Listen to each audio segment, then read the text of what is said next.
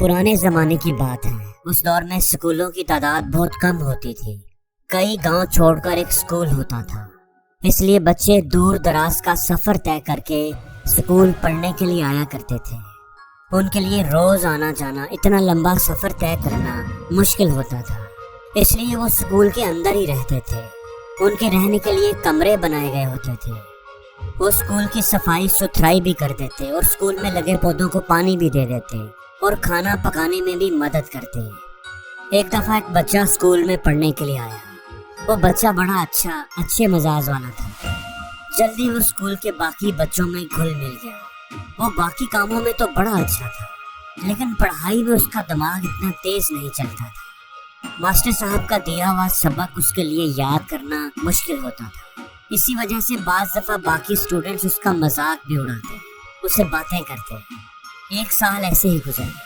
سارے اسٹوڈنٹس اس کے class fellows اگلی کلاس میں پروموٹ ہو گئے تھے، لیکن وہ بچہ پروموٹ نہ ہو سکا۔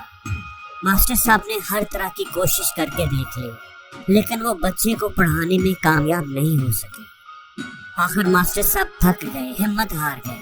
انہوں نے ایک دن اس بچے کو بلا کر کہا، بیٹا میں نے تمہیں پڑھانے کی، سکھانے کی ہر ممکن کوشش کی ہے، تمہاری مدد کرنے کی پوری کوشش کی ہے، لیکن کوئی چیز بھی تمہارے دماغ میں بیٹھتی ہی نہیں، تم کچھ بھی سیکھ نہیں پاتے۔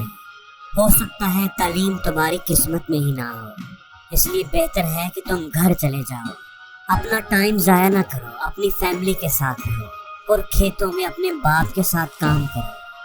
لڑکا تو پہلے ہی بڑا پریشان تھا، وہ بھی اب سوچنا شروع ہو گیا تھا کہ شاید اب یہ پڑھائی مجھے چھوڑ دینی چاہیے، یہ میرے بس کی بات نہیں ہے۔ استاد کی باتیں سن کر اس نے پڑھائی چھوڑنے کا فیصلہ کر لیا۔ دکھی دل کے ساتھ اس نے اپنے استاد کو خدا حافظ کہا اور اپنا سامان سمیٹ کر گھر کی طرف روانہ ہو گیا۔ گرمیوں کا موسم تھا، چلتے چلتے اسے دوپہر ہو گئی تھی۔ راستے میں اسے پانی کا ایک کنواں نظر آیا جہاں سے عورتیں پانی بھر رہی تھیں۔ اسے بھی پیاس لگی ہوئی تھی۔ اس نے سوچا کہ کنویں سے جا کر تھوڑا سا پانی پی لوں، اپنی پیاس بجھا لوں۔ کنویں کے پاس جا کر اسے تھوڑا انتظار کرنا پڑا۔ وہ کھڑا ادھر ادھر دیکھ رہا تھا کہ اس کی نظر کنویں کی دیوار پر پڑی۔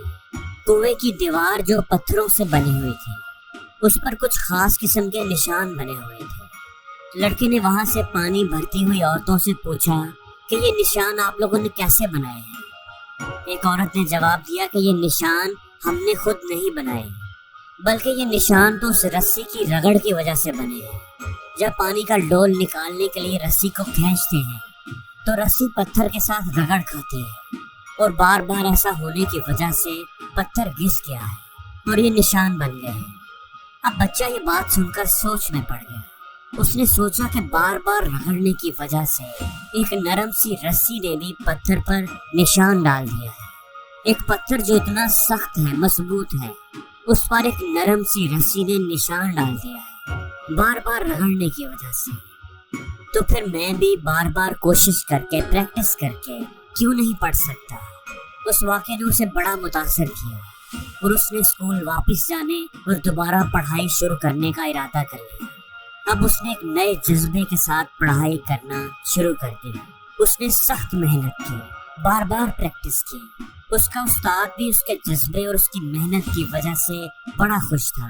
اب کی بار اس لڑکے نے پڑھائی میں بڑی کامیابی حاصل کی، وہ سب سے آگے نکل گیا۔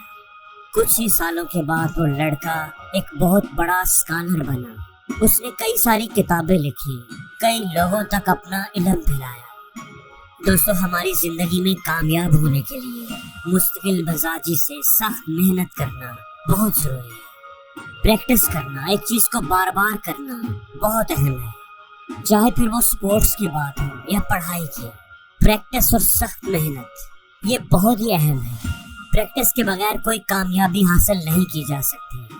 پریکٹس کے ساتھ پختہ ارادہ اور خود پر اعتماد بھی ضروری ہے۔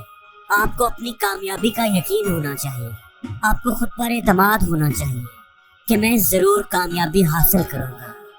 اس کہانی میں ہم دیکھتے ہیں کہ شروع میں وہ لڑکا پڑھائی میں بڑا ویک تھا، اسے کچھ بھی یاد نہیں ہوتا تھا، لیکن جب اس نے پڑھائی کا پختہ ارادہ کر لیا کہ میں نے پڑھنا ہی پڑھنا ہے، اور پھر اس کے لیے اس نے بار بار پریکٹس کی، انتھک محنت کی، تو اسے کامیابیاں ملتی گئی۔ اور یہ صرف اور صرف 3 چیزوں کی وجہ سے ممکن ہوا: کامیابی کا پختہ ارادہ، مستقل مزاجی، اور بار بار پریکٹس، بار بار ریویژنز۔ اس لیے میں اس کہانی کے ذریعے ان تمام اسٹوڈنٹس کو جو اپنی زندگی میں کچھ کرنا چاہتے ہیں انہیں پیغام دینا چاہتا ہوں کہ اپنی زندگی میں یہ 3 چیزیں ضرور لے کر آئیں: کامیابی کا پختہ ارادہ، مستقل مزاجی، اور بار بار پریکٹس۔ زندگی میں جتنے بھی کامیاب لوگ گزرے ہیں وہ کسی لحاظ سے بھی آپ سے بہتر نہیں تھے۔ ان کے اندر کوئی ایسی کوالٹیز نہیں تھی جو آپ کے اندر نہیں ہے۔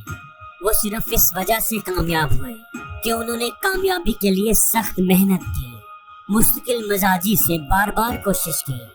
انہوں نے کامیابی کا پختہ ارادہ کیا ہوا تھا، انہیں خود پر یقین تھا۔ خود پر یقین، مستقل مزاجی اور بار بار کوشش، بار بار پریکٹس ایسی خوبیاں ہیں جن کی مدد سے آپ کچھ بھی اچیو کر سکتے ہیں۔